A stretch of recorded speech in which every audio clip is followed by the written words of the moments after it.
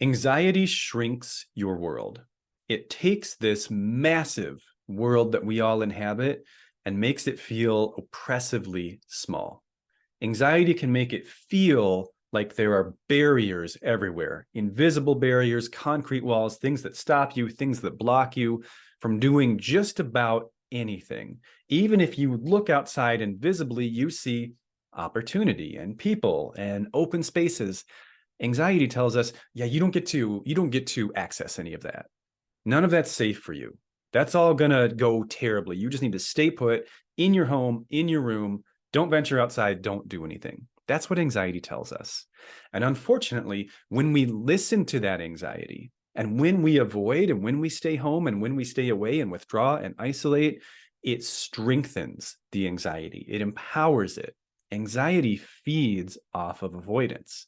And we end up living in constant fear of encountering a situation that spikes our anxiety or that embarrasses us or that makes us feel unsafe. And that's why our world gets so tiny, claustrophobically tiny sometimes when we're dealing with anxiety.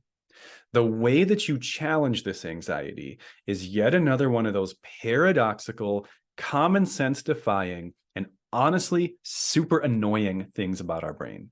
But that's what I'm going to break down for you today, is how to get out of that pattern of the shrinking world and be able to actually get out there and enjoy things again without the constant fear that anxiety makes us all live under. Super quick, if this is your first time here, my name is Dr. Scott. I'm a licensed clinical psychologist. I'm the founder and CEO of the North Star Psychological Center, which is a mental health clinic in Eastern Iowa that offers individual therapy and intensive outpatient treatment for adults and adolescents with moderate to severe mood and/or anxiety disorders.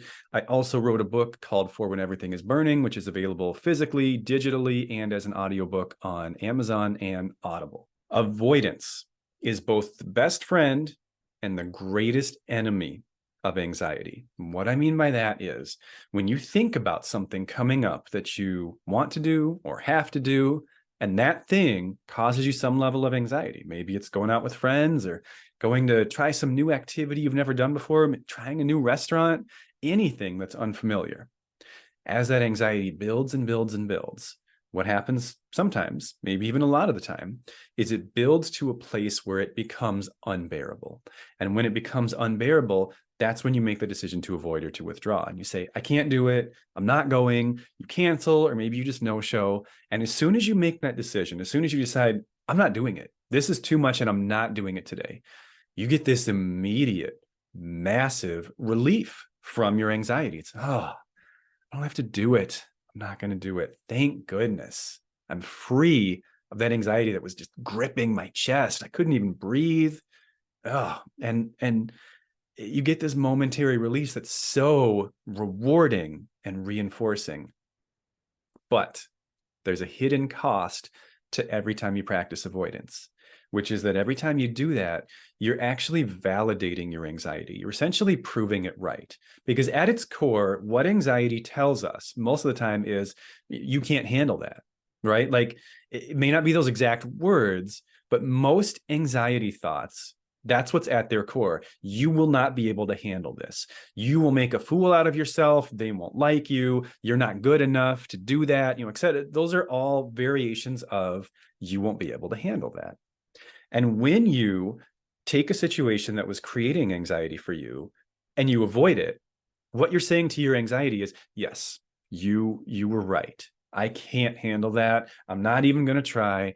I'm not going to do it. Thank you for saving me, right, from that horrible embarrassment that I was about to endure, that misery that I would have felt just sitting in that situation or doing that thing for however long. And so you feel better in the moment. But next time a similar situation comes up, what you'll probably notice is it's not any better. And in fact, it may even be worse. Your anxiety actually is probably growing and becoming stronger over time because you are practicing avoidance. Now, I don't mean for that to come off as judgy. I say practicing. I know it's not like a simple decision, like you're just like, oh, I'm just not going to do that today. I know that you probably like sit for hours or days in agony trying to decide what to do and probably trying to psych yourself up and make yourself do it before you eventually make the avoidance decision. So I don't say that lightly, but that is ultimately what you're doing every time you end up avoiding, is you are practicing, because that is the outcome. That is the pathway in your brain that you are strengthening, is when I feel this way, I don't do this thing. It is a form of practice. Here's the tricky thing about anxiety, though. Oh, I hate anxiety. There are actually two things that strengthen your anxiety. One is avoidance. The other is being overwhelmed. In other words, if you do the thing that you're anxious about and either it goes terribly or it actually goes fine, but you're such an anxious wreck the whole time that it's still miserable for you, even though nothing really happened or went wrong, that also strengthens your anxiety. Because then you go home and you say, well, that sucked. I don't ever want to do that again. And again, next time a situation like that comes up, you're going to think of this time like, oh, well, last time I did it, it was terrible. So no, I don't want to do that again. I'm going to probably avoid this time. Avoidance and being overwhelmed both strengthen anxiety. So frustrating. I know. It probably feels like there is no other option, that those are the only two possible outcomes to a situation, and both strengthen your anxiety. So I'm pretty much just doomed. No matter what I do in my life, it's just going to be an anxious mess forever, right? No, wrong. That would be a terrible bit. Can you imagine if I was just like, yeah, that's it? Anyway, sorry, that just popped into my head. The third option is hierarchical exposure therapy. And yeah, that's kind of a mouthful, but there is a third zone. And so take any topic. I'm to avoid making this too theoretical, I'm going to give you a topic and I'm going to walk through an entire example of applying hierarchical exposure therapy with this topic. So let's say that you have a fear of public speaking, which most of us do. So that's probably a pretty safe one, right? With any given topic, so with the topic of public speaking, any situation that you could find yourself in can be placed into one of three categories.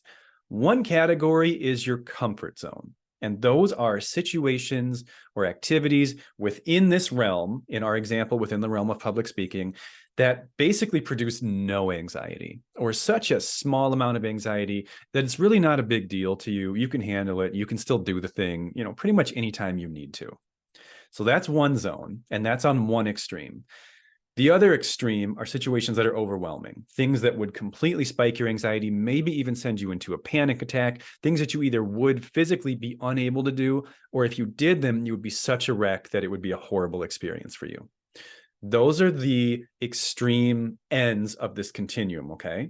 And they're also going to be the two biggest zones. Most things you can think of will fall into one of these two categories. Again, public speaking, maybe I'm comfortable like practicing my speech in a mirror or like in front of my wife. That's my comfort zone. I can do those, or my dog, like my dog won't judge me. But if you think about like actually being in a group of 30 people, presenting, or like recording something and then playing that still kind of feels like public speaking, that makes me just like have a complete meltdown and I can't even think about doing it. What we want to look for, knowing that ultimately staying in either of those zones will strengthen our anxiety over time and will grow our anxiety over time. We want to look for this narrow little window in the middle. And that is the exposure therapy zone. It might be very difficult to find activities that fit neatly in this category because it's often a very rigidly defined set of circumstances. But what being in your exposure zone feels like is it will produce some anxiety. You'll be uncomfortable. You'll have some fear. You'll have some worry thoughts, but it's not quite to the extent that it's overwhelming. It's an amount of anxiety that you can endure, probably with the use of coping skills, probably practicing things like deep breathing, mindfulness techniques, thought challenges, using sensory tools, using a lot of your coping skills. You can get through this. And not only can you get through this, you can get through it with an amount of anxiety that doesn't cause you to encode that experience as having been horrible. With public speaking, maybe that middle zone, that exposure therapy zone, maybe that's like 2 people. I can present to 2 people, and it's challenging, but I can do it. It's okay. It's going to be all right. And at the end, I probably prefer not to do it, but I can get through it if I have to.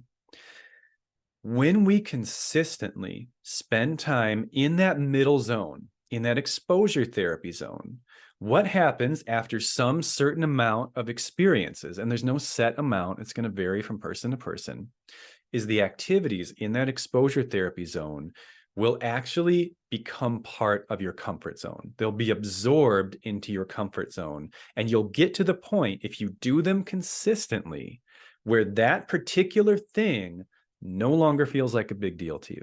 And that actually does 3 things for your anxiety. It grows your comfort zone. Your comfort zone is now bigger than it was before and encompasses more situations, more activities, more people than it previously did. So your world opens up a little bit more. Those walls that are closing in on you, they actually start to go the opposite direction. Maybe not very far, maybe just a little bit, but the world starts to expand once again. It starts to go in the opposite direction. The zone of things, I used the wrong hand, the zone of things that are overwhelming to you has now shrunk a little bit. So there are slightly fewer situations that you're thinking of like, oh, I hope that never happens. I hope I don't ever find myself having a talk in front of, 3 or 4 people, because the third thing that happens is your exposure therapy zone moves a little bit farther into the overwhelming zone. And so something that was previously overwhelming now is exposure therapy. Like I said, maybe that's now 3 or 4 people. Maybe I feel like, okay, 2 people, that's not a big deal to me anymore. I can do 2 people. Maybe now it's like a group of 3 to 5. And so then I'm going to regularly practice talking to a group of 3 or 5 people. And that's, again, at first going to be hard for me again. And I'm going to have to use a lot of my coping skills to get through it. But after some certain amount of time and repetition, now 3 to 5 people, that's now in my comfort zone. That no longer, like, I could do it. I could do it just at the drop. Someone said, hey, get up here and talk. Well, it's 3 to 5 people. Okay. If it's 10 people, no, I can't do it. And it just keeps going. You can take do not miss the power of this tool, because with enough practice and with enough time, you can go from being incredibly insecure in some certain domain of your life and feeling basically paralyzed and disabled and not able to do anything to I can do most things in this realm. Now, that progression, that's a dramatic progression that I just described, right? That may take years to accomplish, but man, is it worth it? And that's not even the end, by the way, because when you make such tremendous progress on your anxiety in one specific area of your life, it has ripple effects for other areas too. Because one factor that affects your anxiety level in everything you do is your overall confidence level. And anxiety, because it shrinks our world, tends to keep our confidence level very low because we don't do much. And since we don't do much, we don't feel like we're good at much, and we don't really ever have opportunity to be wrong. I should have said that earlier because that's really key. That's what it's all about. Exposure therapy is all about putting yourself in situations where your anxiety, the things your anxiety tells you, could potentially be proven wrong. Because again, your anxiety is constantly telling you, you can't do that. You're not good enough to do that. You don't have the skills to do that. You won't make it through that. And if you never do it, the thing that it's telling you you can't do, it's always right, air quotes for the podcast. It's proven right because you didn't test it, because you didn't put yourself in a situation where it being wrong was even a technical possibility. It couldn't have been because you didn't do it. And over time, if you grow your confidence in one area, it will globally reduce your anxiety, probably in every other area of life to some degree. Because you think about doing some other new thing, right? Let me back up for a second. The reason I picked public speaking as an example, 1, because it's super common and most of you can probably relate to it, but 2, because I used to have public speaking anxiety too.